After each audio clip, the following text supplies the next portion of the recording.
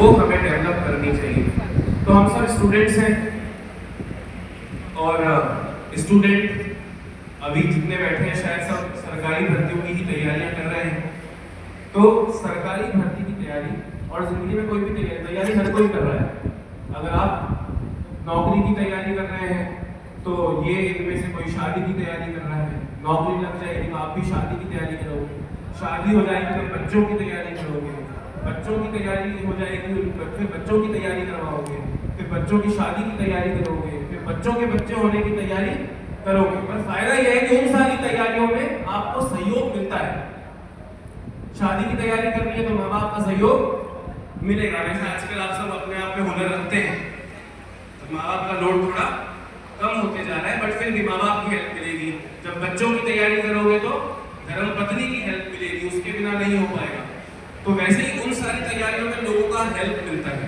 पर अभी जिस तैयारी के फेज में आप हैं वहां हमें किसी की हेल्प नहीं मिलती, हमें कोई हेल्प करने वाला नहीं है। हमें ही अपना रास्ता चुनना है और हमें ही अपनी मंजिल तय करनी है। तो एक कुछ शब्दों के माध्यम से, अगर आपके पास कुछ नोटबुक पेन है तो मैं चाहूंगा 2-4 बिंदु आप जरूर यहाँ से लिख के जाएं कि जब आप तैयारी करते हैं तो आपको सेल्फ मोटिवेशन के लिए, भाई की लगा दो मेरी, हमारी टीम में से थक गई है। हमारे लिए 2 या 3 घंटे का प्रोग्राम हुआ, पर हमारी टीम कल दोपहर 2 बजे से यहाँ पे लगी हुई है। तो हमारी पूरी टीम के लिए भी एक बार ताली बजा दो भाई। अगर आज आप सारे टीचर्स मिल पाए हो, ये सारा इसी ढंग से काम कर रहे हैं, साउंड काम कर रहे हैं, तो ये हमारी शानदार टीम, और मैं आपको बता रहा हूँ जैसे कोई भाड़े का नहीं है, सबके सब उत्कर्ष का स्टाफ है। तो एक बार जोरदार तालियां हमारी टीम के लिए हो जाए और एक बार सारे गुरुजनों के लिए भी जोरदार तालियां हो जाए। अब हम जिस बारे में बात कर रहे थे, यानी हम तैयारी जो कर रहे हैं, तो तैयारी के मूल मंत्र, सफलता के मूल मंत्र नहीं, तैयारी से सफलता मिलेगी, वो तो मंजिल है। अगर रास्ते को एंजॉय नहीं किया तो अपना कुछ नहीं हो पाएगा। ठीक है, जैसे बाड़मेर तक मैं आ रहा था, मेरी मंजिल बाड़मेर थी, पर बाड़मेर आने से मुझे हमेशा एक भय लगता है। जैसे महेंद्र गोयल सर ने बताया, उनका तो ननिहाल है यहाँ पे, यानी पापा का ससुराल है, यहाँ तो उनको लाड मिलता है, पर मेरा तो खुद का ससुराल है। एक अलग तरह का प्रेशर फील होता है। अभी सुबह जब रात को शाम को निकले थे तभी बाइक ने बोला बुआ जी आए और ये मिलता चाहिए जो बोला। तो प्रेशर है कि यहाँ से जाना है, इन सबको ले जाना है, वही खाना खाना पड़ेगा, ऐसे करके बहुत सारे प्रेशर हैं। पर जब तैयारी की बात चलती है तो तैयारी का दोस्तों सबसे पहला जो स्टेप है वो है जान लो।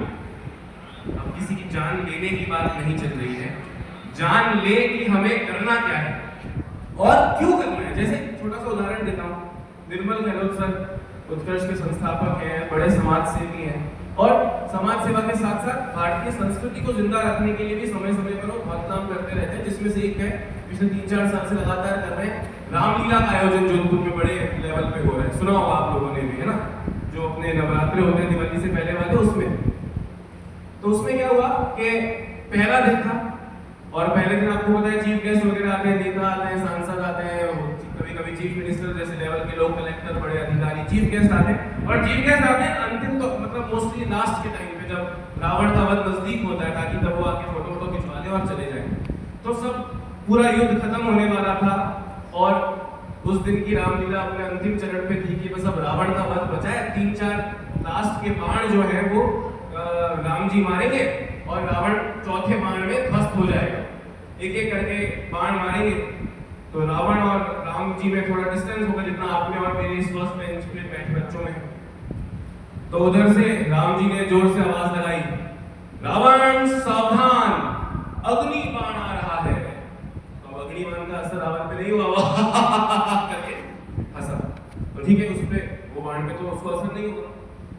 फिर आया कि रावण सावधान, वायु बाण आ रहा है।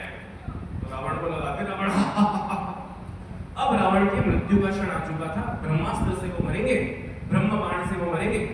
फिर राम जी ने तीसरा बाण था, रावण को पता था उसे मरना है, तो राम जी ने आवाज लगाई, रावण सावधान, ब्रह्म बाण आ रहा है। वो रावण के लगा, रावण के कोई असर नहीं हुआ। पूरी जनता में एकदम शांति का माहौल बन चुका है, सब के बक्के रह गए थे लोग। फिर भी राम जी को लगा कि भाई चलो सुना नहीं होगा, डिस्टेंस है। फिर उसने वापस आवाज लगाई राम जी ने जो रोल कर रहा था, रावण सावधान ब्रह्म बाण आ रहा है। फिर भी रावण की कुछ नहीं हुआ और ऐसे करके अब सब आयोजक वगैरह सब परेशान, चीफ गेस्ट आए हुए हैं, बेइज्जती हो रही है। तो एक आयोजक ने अपने एक चेले को भेजा कि भाई पता कर क्या क्या हुआ है क्या नहीं हुआ है।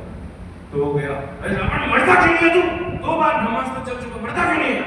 तो बोला लाडला 3 बार रुपया मारा बाकी, लाडला 3 बार रुपया मारा बाकी है, इन बार रो एडवांस और लाडला 3 बार रुपया खाते देखो जड़ी आज तो रावण मर तो रावण का मरे विलेज घर जाए।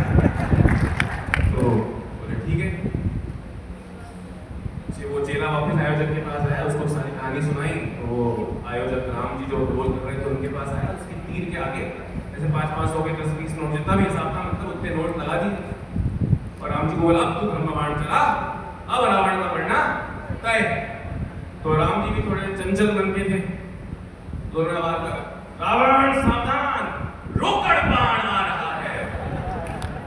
और रावण उससे हे राम करके ध्वस्त हो गया, उसका वध हो गया। अब यहाँ पे रावण को पता था कि उसे मरना है, पर उसे ये पता था उसे क्यों मरना है, क्योंकि उसकी उससे क्या होगी, आमदनी होगी। यानी लक्ष्य तो आपने तय कर लिया। अभी पूछा था टीचिंग एग्जाम्स की तैयारी कौन कर रहा है, ग्रेड 4 की तैयारी कौन कर रहा है, आईएएस की तैयारी कौन कर रहा है, पर साथ में जानना जरूरी है कि हमें वो तैयारी क्यों करनी है। किसी को गरीबी को दूर करने के लिए करनी है, तो किसी को शादी के लिए करनी है, तो किसी को नाम रोशन करने के लिए करनी है, किसी को ये गर्व के लिए करनी है कि मैं अपने गांव का पहला सरकारी नौकर होऊंगा या पहला आईएएस अधिकारी होऊंगा वगैरह वगैरह। तो वो कारण जानना जो है वो बहुत जरूरी होता है। इसलिए जो हमारी तैयारी का पहला चरण है वो है जान ले, जिसमें सिलेबस जानना ये सब तो इम्पोर्टेंट है, साथ में हम क्यों कर रहे हैं, हमारा विजन क्या है, कि वो करने से क्या होगा, कि मेरा फाइनेंशियली उद्धार हो जाएगा, मुझे सिक्योरिटी मिल जाएगी, मेरे बच्चों का भला हो जाएगा, मेरी पूरी जनरेशन का भला हो जाएगा। जैसे भरत सर कह रहे थे कि मेरे माता पिता को एडिडास के शूज दिलवाऊंगा, वैसा कुछ हो जाएगा। तो वो कारण जानना इस जान लो का हिस्सा है। दूसरा आता है दोस्तों ठान लो। जान लिया कि मुझे क्या करना है, जान लिया कि मुझे क्यों करना है, पर उसके बाद उसे ठानना बहुत जरूरी है कि अब मैं ये करके ही रहूंगा या रहूंगी। उसमें आपको हो सकता है कि कई बार लगे कि आप में स्किल्स की कमी है, या दो चीजें होती हैं इस दुनिया में, एक होता है स्किल और एक होता है विल। स्किल मतलब हुनर और विल मतलब हौसला। तो एक चीज हमेशा ध्यान रखिएगा, एक आपने एक चिड़िया का नाम सुना होगा, इजिप्शियन बुलवर बर्ड होती है। उसको भगवान ने बनाया है, वो ज्यादा उड़ नहीं सकती। उसको पता है वो खाना कैसे खाते हैं, आपको पता है? मगरमच्छ जब किनारे पे आता है अपना जबड़ा खोलता है, वो चिड़िया उसके जबड़े पे बैठ के जो उसके दांतों में गंदगी लगी होती है वो उसे चुगती है, उसे खाती है और उड़ जाती है। उसका काम मुश्किल है या नहीं? मुश्किल है ना, पर उसमें हौसला है कि मेरा ये मगरमच्छ कुछ भी बाल बाका नहीं करेगा। तो वो उतने बड़े सी चिड़िया उतने बड़े टास्क को कर सकती है। एक महान बॉक्सर हुए थे मोहम्मद अली, उन्होंने एक बात कही थी कि मैं स्किल पर, हुनर पर विश्वास नहीं रखता, मैं विल पर विश्वास रखता हूं। I don't trust in skill, I trust in will. तो पूछा कैसे? आप बॉक्सर हो, आप में हुनर है, तभी तो आप लोगों को मारते हो, जीतते हो। बोले मैं जीतता हूं वो अलग बात है, वो मैंने सीखा है मुक्का कैसे मारा जाता है, पर जब मैं गिरता हूं तो भी अपने हुनर की विफलता के कारण गिरता हूं। 1 बार गिरता हूं, 2 बार गिरता हूं, 3 बार गिरता हूं, पर जो मैं उठता हूं वो मेरा हुनर नहीं, वो मेरा हौसला है, जिससे मैं वापस उठ पाता हूं, जबड़ा टूटने के बाद भी उठ पाता हूं। तो वो हौसला हमें होना बहुत जरूरी है। और ये दिमाग में हमेशा रखना है कि मुश्किल क्या आसान किया जब ठान लिया तो ठान लिया। तो आप लोगों को ठानना है कि जो मैंने जाना कि मुझे करना है। बैठ जाओ सब लोग बैठे। उसके बाद दोस्तों तीसरा जो हमारा चरण है वो है ज्ञान लो। जो करना है, क्यों करना है, पक्का करूंगा, और उसके लिए क्या चाहिए? ज्ञान चाहिए, जो कि आपको मिलेगा अच्छी किताबों से और अच्छे दोस्तों से, अच्छे गुरुजनों से, जिसके लिए आप ऑफलाइन ऑनलाइन जिस भी माध्यम से पढ़ रहे हो, तमाम गुरुजनों को मेरा नमन है। आप जहाँ भी पढ़ रहे हैं, जैसे भी पढ़ रहे हैं, पर उस ज्ञान के साथ साथ दोस्तों का अच्छा होना बहुत जरूरी है। मेरे पिताजी कहा करते थे कि दोस्त हमेशा खुद से एक कदम बेहतर होना चाहिए।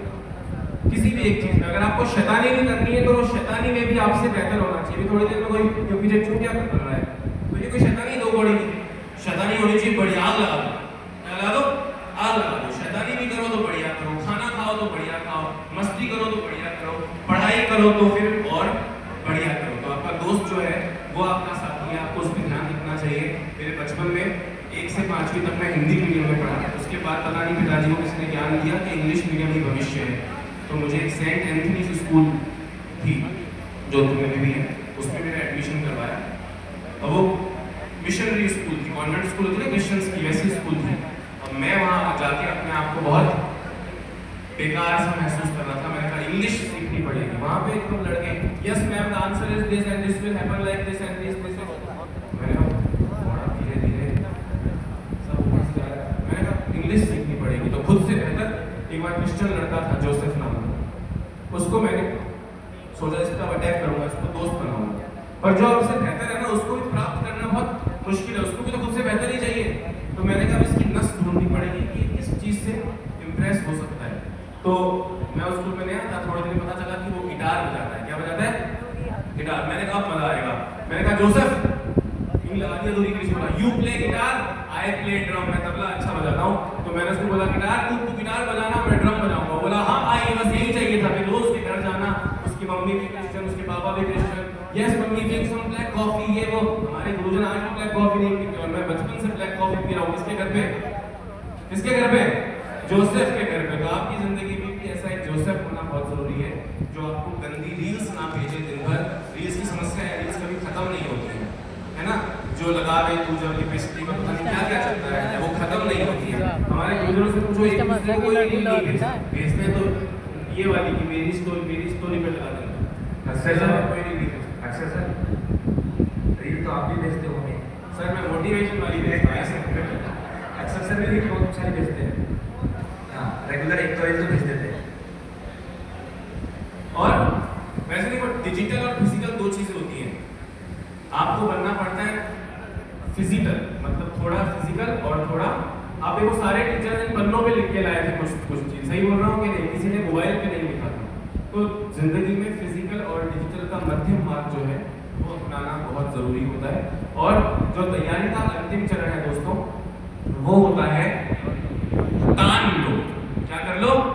तान लो। जैसे अर्जुन ने तीर ताना है ना, जब बाधाएं हो कौरव दल सी, इन सब पर तुम कूच करो, अर्जुन सा योद्धा बनकर गांडीव लेकर टूट पड़ो। तो आपको भी उस लक्ष्य की तरफ, उस मंजिल की तरफ जो है वो टूट पड़ना होगा। ये सब अच्छे कुछ लायक है। तो आपको तानना पड़ेगा, आपको खुद को विश्वास दिलाना पड़ेगा कि मैं ये कर सकता हूँ, कैसे भी कर सकता हूँ और मैं ये करके ही रहूंगा। और विवेकानंद जी की एक बहुत सुंदर पंक्ति है दोस्तों, एक सुंदर लाइन है उन्होंने हमेशा कही है कि लक्ष्य को आत्मसात करो, यानी लक्ष्य को अपने अंदर उतारो। अगर आप में से कोई शिक्षक बनना चाह रहा है तो उसका व्यवहार, उसका आचरण, उसका विचार सब कुछ एक टीचर जैसा आज ही हो जाना चाहिए। अगर आप में से कोई थानेदार की तैयारी कर रहा है तो उसका भी जो आचरण है, व्यवहार है, विचार है, वो एक थानेदार जैसे आज से ही हो जाने चाहिए। अगर आप अपने आप को वो करता हुआ महसूस करोगे तभी जाके जो है वो मंजिल आप प्राप्त कर पाओगे, ये मुझे लगता है। तो लक्ष्य को आत्मसात करो। विवेकानंद जी की खूबसूरत सी लाइन थी जो मुझे लगा कि आप लोगों को दिखानी चाहिए। इसके अलावा दोस्तों अक्सर हमसे कुछ बच्चे पूछते हैं कि सर कोचिंग करूं या मेरे दोस्त तो सेल्फ स्टडी से भी पढ़ाई कर चुके हैं। तो देखो सच्चाई ये है कि आप कोचिंग कर लो, बाड़मेर से कर लो, जोधपुर से कर लो, अमेरिका से कर लो, दिल्ली से कर लो, पर आप सक्सेसफुल होगे इसकी गारंटी नहीं है। इसकी केवल क्या है? संभावना है। पर कोचिंग कहीं से भी कर लो, पर अगर आपने सेल्फ स्टडी नहीं की तो आपके सक्सेसफुल होने की संभावना शून्य हो जाएगी। यानी सेल्फ स्टडी से अच्छा तो इस दुनिया में कुछ भी नहीं है। पर कोचिंग एक तरीके का उत्प्रेरक का काम करती है। केमिस्ट्री में आपने पढ़ा उत्प्रेरक, कैटलिस्ट इंग्लिश में उसे बोलते हैं। यानी जो रासायनिक रिएक्शंस में योगदान नहीं देता होगा खास, पर वो उस रिएक्शन की, उस रासायनिक रिएक्शन की दर को ऊपर नीचे जरूर कर सकता है। सिर्फ सेल्फ स्टडी से अगर आप कुछ 10 महीने बाद प्राप्त कर सकते हैं, या 2 अटेम्प्ट्स में प्राप्त कर सकते हैं, 3 अटेम्प्ट्स में प्राप्त कर सकते हैं, तो कोचिंग उससे थोड़ा कम करके पहले अटेम्प्ट तक या दूसरे अटेम्प्ट तक सीमित कर सकती है। और एक कोयले की खान में अगर जैसे भरत सर व्हाइट शर्ट में, शायद कुलदीप सर भी व्हाइट शर्ट में, इन्हें अगर हम एक कोयले की खान में भेजें, किसी चीज को एक छुएंगे भी नहीं, बस खान में चक्कर लगा के आ जाएंगे, तो भी आप जब बाहर आएंगे तो आप देखोगे इनकी शर्ट पे थोड़ा काला काला कालिक आ चुकी है, कपड़ों पे, मुंह पे, बालों पे, सब जगह। पर वहीं अगर इनको किसी इत्र की दुकान में भेजा जाए और ये 5 मिनट उसका चक्कर लगा के आए, परफ्यूम लगाएंगे नहीं, बस उसका चक्कर लगा के आएंगे, तो भी जब ये उससे बाहर निकलेंगे तो थोड़ा बहुत महक रहे होंगे। तो कोचिंग भी यही एक प्रयास है जीवन का, जो आपको अच्छा असरदार संगत के साथ साथ अच्छे असरदार गुरुजनों का एक तरीके से कह सकते हैं उनसे मेल मिलाप आपको दिलवा सकती है, अच्छी संगत बना सकती है, एक जैसी परीक्षा की तैयारी करने वाले बच्चों का ग्रुप बना सकती है और आपकी मदद कर सकती है।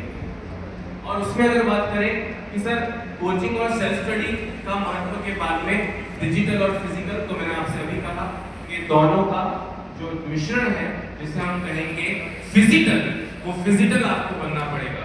मैं आपको बोल रहा हूँ मोबाइल मत चलाओ, पर पेटीएम तो चलाना पड़ेगा, फोन पे तो चलाना पड़ेगा।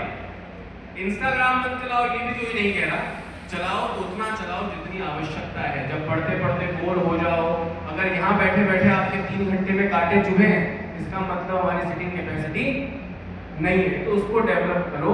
पर दोनों का मिश्रण, यानी ऑनलाइन और ऑफलाइन कोचिंग दोनों का मिश्रण बहुत जरूरी है। और जहाँ से हम सब आए हैं, उत्कर्ष से जहाँ से हम लोग आए हैं, तो भरत सर ने आपसे खूबसूरत सी बात कही कि घर से बाहर तो निकलना ही पड़ेगा। लाइब्रेरी में निकलते हो तो वैसी कोचिंग के लिए भी अगर आप घर से बाहर निकलोगे तो शायद आपकी सफलता की दर जो है वो बढ़ सकती है। और उत्कर्ष में ऑफलाइन विद्यार्थियों के साथ ऑनलाइन कोर्सेज उनको मुफ्त किए जाते हैं परीक्षा तक। हो सकता है आपका एग्जाम 1 साल बाद है, कोचिंग को 4 महीने 5 महीने में खत्म हो जाएगी, पर आपका ऑनलाइन कोर्स आपके साथ हमेशा रहेगा। और बहुत सारे फ्री कोर्स जैसे MCQ बैच वगैरह हैं, वो ऑफलाइन विद्यार्थियों को फ्री मिलते हैं। इसके साथ ही मैं हमारी टीम से चाहूँगा कि वो एक बार आपको एक और सरप्राइज है आप लोगों के लिए। आपको वो 1313 प्रश्नों की बुकलेट मिल गई क्या? किसको नहीं मिली हाथ खड़ा करो। क्यों नहीं मिली भाई, बताओ। खत्म तो नहीं हुई होगी, बाद में आए हैं, लेट आए हो थोड़ा, इसलिए कोई बात नहीं, मिल जाएगी, गारंटी है। ठीक है, ओके। एक बार सब लोग उस बुक को ऊपर लहराओ, मैं हमारी टीम से बोलूँगा एक फोटो लेना चाहेंगे, वो बस फोटो ले लो।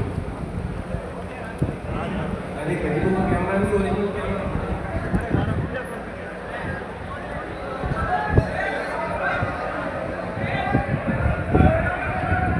अरे खड़े होने से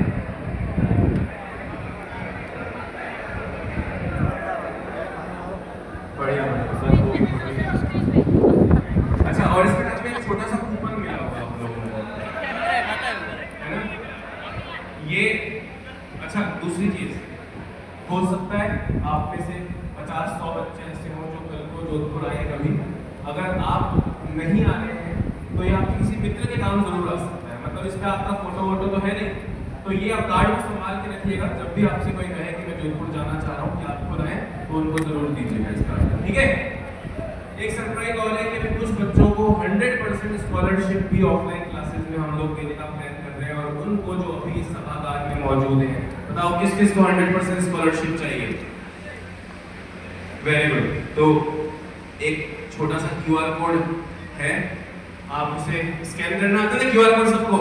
अभी बताया डिजिटल और फिजिकल दोनों का उपयोग बहुत जरूरी है। तो एक QR कोड आपको, इसको एक बार इसकी फोटो खींच लो, पूरा स्कैन करके फॉर्म भरना, वो बाद में भरना, ठीक है? एक बार इसकी फोटो खींच लो सब लोग, बाद में स्कैन करना।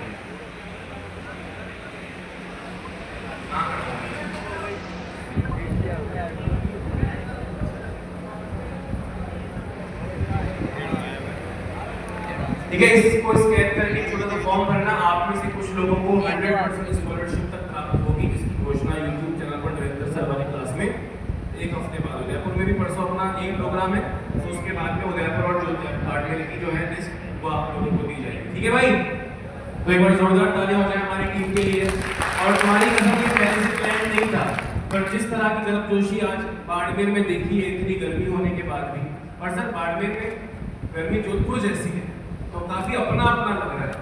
इस बार पहली बार बाड़मेर, दूसरी बार मतलब बिना ससुराल के आया हूँ, तो बाड़मेर ज्यादा सुंदर लग रहा है मुझको। ऐसा आप लोग कितने लोग मैरिड हैं यहाँ बताओ? संकोच में हाथ नीचे मत रखो। तो आप मेरा दर्द समझ पा रहे होंगे, पुरुष वर्ग के विवाहित लोग तो। गुड। अच्छा, अभी ये जो आपको कूपन प्राप्त हुआ है, और शांति से बैठिए सब। ये जो आपको कूपन प्राप्त हुआ है और ये जो QR कोड स्कैन करके आप स्कॉलरशिप के लिए अप्लाई कर सकते हैं, ये आने वाले समय में कौन कौन से बैचेस हम लोग ला रहे हैं, उत्कर्ष क्या क्या कर रहा है, मैं उस बारे में आपको बताना चाहूँगा दोस्तों। सबसे पहले तो उत्कर्ष हमेशा से सिलेक्शंस की खान माना गया है, जिसको आप प्रत्यक्ष को प्रमाण की आवश्यकता नहीं होती। 2021, 2018, 2016, 2012, 2010 लगातार RS के टॉपर्स, इनफैक्ट हमारी सिंह जी जो आपको 2016 के टॉपर दिख रहे हैं, पहले 3rd ग्रेड लगे उत्कर्ष से पढ़ के, फिर 2nd ग्रेड लगे उत्कर्ष से पढ़ के, फिर RS में 600 समथिंग रैंक आई तो उन्होंने ज्वाइन नहीं किया, फिर RS में 1st रैंक आई, तो लगातार इन 3 से 4 वर्षों में वो उत्कर्ष के सानिध्य में रहे। 2010 में श्री मनोज कुमार, वैसे ही टॉपर्स के साथ, टॉपर्स के अलावा बहुत सारे चयन हुए, आप देख सकते हैं रैंक 4, 6, 7, 8, 9, 10, 27, इन सभी रैंक्स पर जो है वो उत्कर्ष के विद्यार्थी रहे हैं। और जैसा कि हमने बताया पहले, हम सिर्फ टॉपर्स और कुछ अच्छी रैंक्स वालों को ही कैलकुलेट कर लेते कि भैया ये रैंक अपनी आई है। अभी पहली बार शायद वो शिक्षक सम्मान समारोह पहली बार नहीं थी, कैसा था जब हमने बिना RS के लिए कोई सम्मान समारोह किया, और तब से हमने डिसाइड किया कि हम हर परीक्षा में चयनित विद्यार्थियों का उसी तरह सम्मान समारोह करेंगे। और ये मुझे पूरा विश्वास है कि जब जोधपुर में उस तरह का प्रोग्राम करेंगे तो